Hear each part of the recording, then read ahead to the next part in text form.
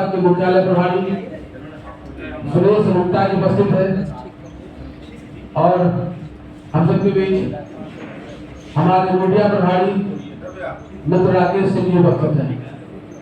मित्रों, केरला में कल हुए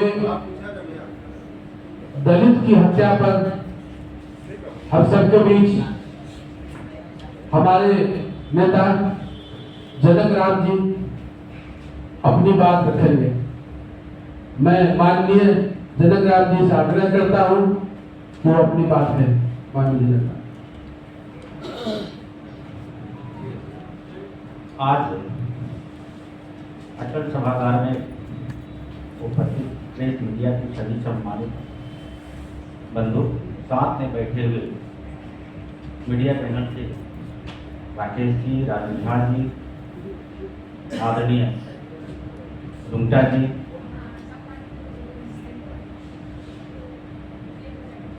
आज मैं बताना चाह रहा हूं कि कुछ दिनों से बिहार प्रदेश में बड़े पैमाने पर अनुसूचित जातियों के साथ, आपको भी जानकारी हुई होगी, प्रिंट मीडिया, इलेक्ट्रॉनिक मीडिया के माध्यम से बिहार से बाहर और बिहार के रहने वाले अनुसूचित जाति के राकेश माझी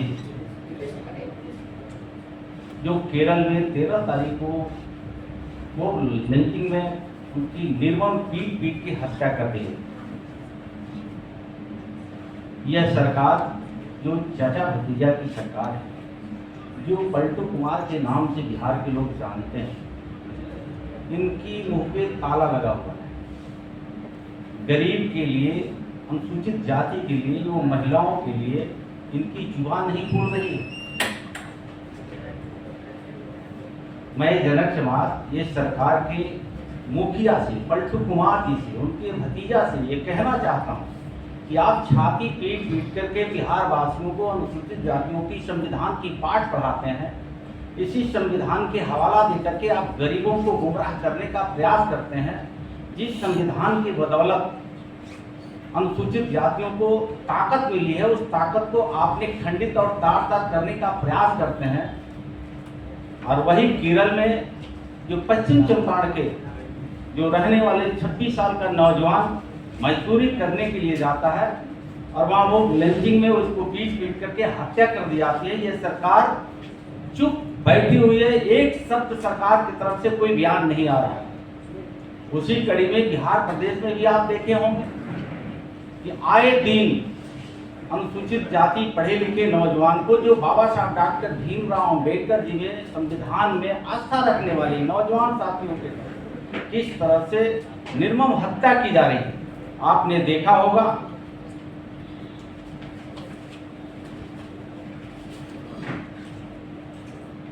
राकेश माझी को हमने चर्चा किया। रोहतास जिला में 22 वर्षीय दलित की हत्या, ये 16 मई की घटना है। तिलौतू थाना अंतर्गत लोहिजरा गांव में 22 वर्षीय दलित युवक नंदन पासवान का शव मिला, को भी निर्मम हत्या की गई थी।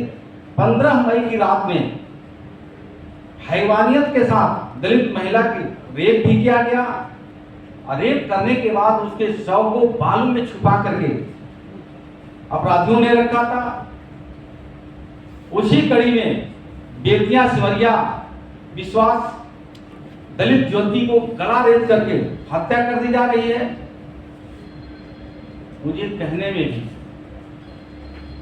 दुख और अफसोस हो रहा है। एक तरफ सरकार संविधान की बात करती है, गरीब दलित शोषित की बात करती है, और दूसरी तरफ जब से पलटू कुमार की सरकार आई, चाचा भतीजा की सरकार आई, बड़े पैमाने पर गरीबों की हत्या हो रही है, दलितों की हत्या हो रही है। मैं ये सरकार से मांग करता हूं कि जो मृतक परिवार है, जैसे एफआईआर होता है अनुसूचित जाति एक्ट के तहत, तो 50% राशि उसको तत्काल मृतक परिवार के उपलब्ध कराया जाता है। वह भी राशि ये सरकार ने अब तक मुहैया नहीं कराई है। जब चार्जशीट सबमिट होता है उस अपराधी के खिलाफ, तो 100% राशि उपलब्ध करा दिया जाता है, लेकिन एक भी मृतक परिवार को अब तक ये राशि नहीं देना, कहीं ना कहीं ये लानत थी सरकार की।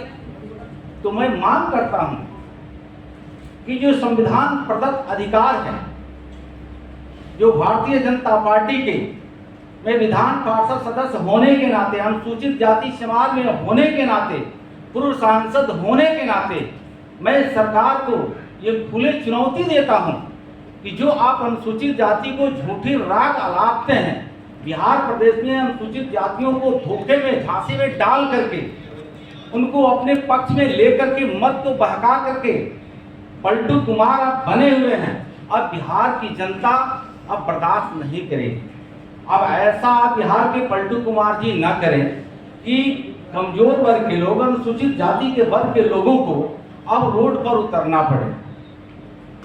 आपने देखा होगा आज की इनकी ट्रेंड चली हुई है कि मुस्कुराते हुए बिहार से बाहर जाते हैं और उदास और मायूस होकर के अन्य राज्यों से बिहार लौटते हैं। और एक इनकी बात सुनने को बड़ी लोगों के बीच में मिल रही है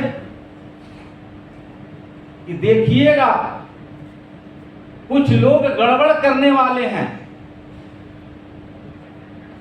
मुझे समझ में नहीं आता है कि आप बिहार के मुख्यमंत्री 17-18 साल से बने हुए हैं, कौन गड़बड़ करता है? बिहार के गरीब जनता, बिहार के अनुसूचित जाति ये जानना चाहती है। 18 साल से आप मुख्यमंत्री है, मुझे तो लगता है कि सबसे गड़बड़ आप हैं, गड़बड़ आप स्वयं हैं।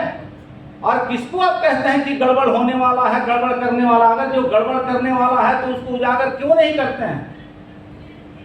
तो बिहार प्रदेश के कमजोर वर्ग के, अनुसूचित जाति के लोगों को एहसास हो रहा है कि आप स्वयं बिहार के मुख्यमंत्री चाचा भतीजा जी गड़बड़ हैं। जो आप पलटते हैं, बिहार की जनता ने मैंडेट देती है एनडीए के पक्ष में, आप गड़बड़ खुद करते हैं, सरकार को आप खुद पलटी मारते हैं, आप खुद पलटते हैं और बिहार के लोगों को हाशिए पर रख करके आप गड़बड़ किसको बताना चाहते हैं? आप खुद गड़बड़। इसलिए मैं कहना चाह रहा हूं कि आपने शराबबंदी का नीति लागू किया, एनडीए के गठबंधन आपका समर्थन प्राप्त था, शराबबंदी के पक्षधर है भारतीय जनता पार्टी, लेकिन मुख्यमंत्री जी साथ साथ गृह मंत्री भी आप हैं, कानून व्यवस्था की देखरेख आपके हाथों में है। तो शराबबंदी आपने किया, फिर हर जिले, हर मुख्यालय, हर प्रखंड में, हर पंचायत में, हर गांव में ये शराब मिल कहां से रहा है? इसका जवाब मुख्यमंत्री जी देते क्यों नहीं है? जब जवाबदेही आपके पास है तो इसका जवाबदेही आपको लेना पड़ेगा। और मिलीभगत सरकार के लोगों ने दारू बड़े पैमाने पर बेचवाने का काम करते हैं। मैं तो मांग करना चाहता हूं कि आपने बंदी किया है, बंदी का समर्थन एनडीए के सरकार में हम लोगों ने भी किया, लेकिन कहीं ना कहीं आपका ये नीति फेल है। तो नीति फेल है तो इस पर आपको स्वयं विचार करना चाहिए। और इसी आड़ में आप अनुसूचित जाति के भाई और बहनों को बड़े पैमाने पर एक गलत शराब नीति की वजह से आप जेल के सलाखों में डालते जा रहे हैं। एक तरफ गरीबों को गलत नीति बना करके जेल के सलाखों में डाल रहे हैं और दूसरी तरफ आप गड़बड़ वाले लोगों को कहते हैं कि ये गड़बड़ कौन है? तो मुझे लगता है कि आप गड़बड़ स्वयं हैं। उसी कड़ी में मैं बताना चाहता हूं, जीरो टॉलरेंस की बात करते हैं, न हम किसी को फंसाते हैं, न हम किसी को बचाते हैं। स्पष्ट शब्दों में मैं कहना चाहता हूं, अब बिहार की जनता जान चुकी है कि फंसाने वाले आप ही हैं और बचाने वाले आप ही। आपके गलत नीति शराब के कारण गरीबों को आप जेल के सलाखों में डालते हैं, हत्यारों को न्यायपालिका के तहत सालों साल लगता है मृतक परिवार को संघर्ष करते हुए जेल के सलाखों में न्यायपालिका जब डालती है तो कानून को कहीं ना कहीं सरल बना करके अपराधियों को जेल के सलाखों से छोड़ने का काम करते हैं। तो मुझे लगता है कि सबसे गड़बड़ तो आप हैं। एक तरफ गरीबों की रोना रोते हैं, दूसरे तरफ कमजोर वर्ग के अनुसूचित जाति के भाई बहनों को, हत्यारा को जो जेल के मैनुअल में कहीं ना कहीं संशोधन करके आप जेल के सलाखों से बाहर करने का प्रयास करते हैं। तीसरी कड़ी आपने देखा होगा कि 17 साल में इन्होंने जात जात को लड़ाया, वर्ग वर्ग को लड़ाया। अनुसूचित जाति जो परम पूज्य बाबा साहब डॉक्टर बी आर अम्बेडकर संविधान के निर्माता, एक वर्ग को अनुसूचित जाति की फैसिलिटी देकर के, संविधान में प्रदत्त अधिकार देकर के, उसको भी आपने तोड़ने का प्रयास किया। ये वोट बैंक बनाने का प्रयास किया। दलित में चमार है, दुसाध है, डोम है, धोबी है, मुशहर है, पासी है, उसको आपने दलित को महादलित बनाया। महादलित को बना करके पासवान भाइयों को अलग किया। वोट बैंक की नजरों से आपने देखा, उससे भी आपका मन नहीं भरा, तो फिर रविदास भाइयों को पासवान के साथ साथ मुशहर भाइयों को, धोबी भाइयों को, पासी भाइयों को महादलित के रूप में आपने नाम दिया। महादलित से भी उसका विकास नहीं हुआ, उसकी तरक्की नहीं हुई, तो अति महादलित बनाने का आपने प्रयास किया। मैं स्पष्ट शब्दों में कहना चाहता हूं बिहार के पलटू कुमार जी और आपके चचा भतीजा को, ये सरकार नाटक